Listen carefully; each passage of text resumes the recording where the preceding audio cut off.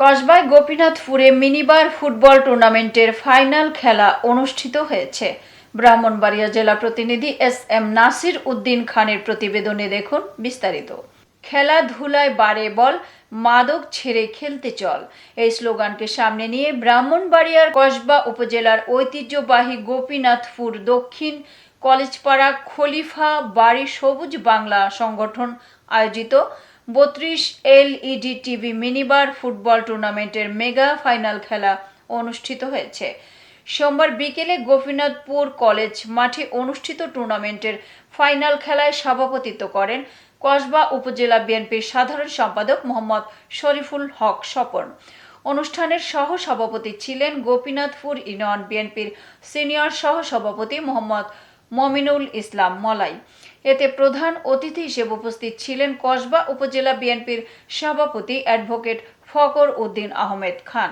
Final খেলায় প্রধান মেহমান হিসেবে ছিলেন কসবা উপজেলা যুবদলের আহ্বায়ক মোহাম্মদ মাসুদুল হক ভূঁইয়া দীপু এবং খেলার উদ্বোধক হিসেবে উপস্থিত ছিলেন গোপীনাথপুর ইউনিয়ন যুবদলের সদস্য সচিব মোহাম্মদ মাইনুল ইসলাম মিনাল।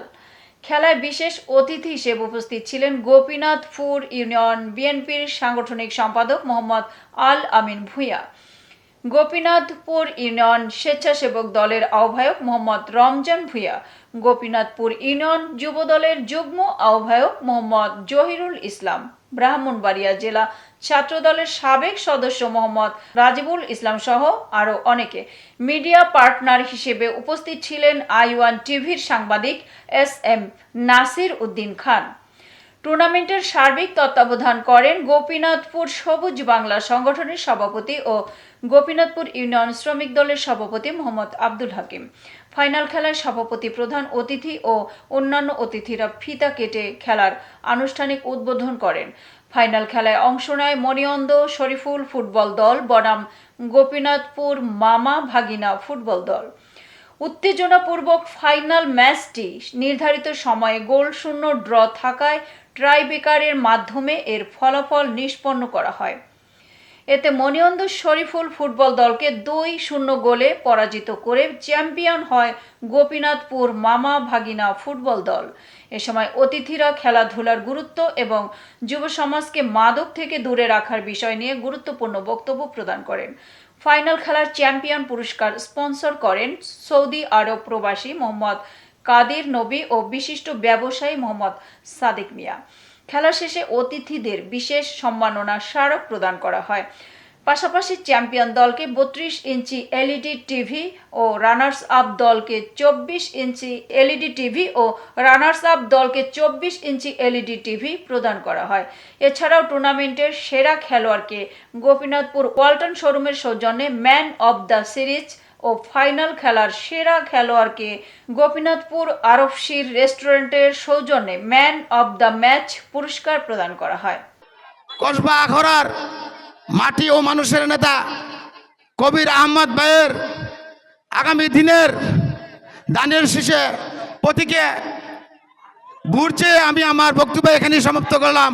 ক্রিয়ায় শক্তি, ক্রিয়ায় বল, মাদক ছেড়ে মাঠে চল। মাদকের ছড়াছড়ি থেকে বেঁচে থাকতে হলে খেলাধুলার বিকল্প নাই। তাই আমরা বলবো বিভিন্ন খেলাধুলা সহ সংগঠনের মাধ্যমে আমরা বিভিন্ন মাদক থেকে দূরে থাকতে পারি।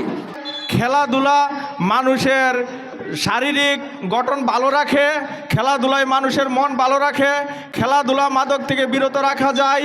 সবুজ বাংলা সংগঠনের সংগ্রামী সভাপতি হাকিমকে আমি ধন্যবাদ জানাই এই খেলা আয়োজন করার জন্য।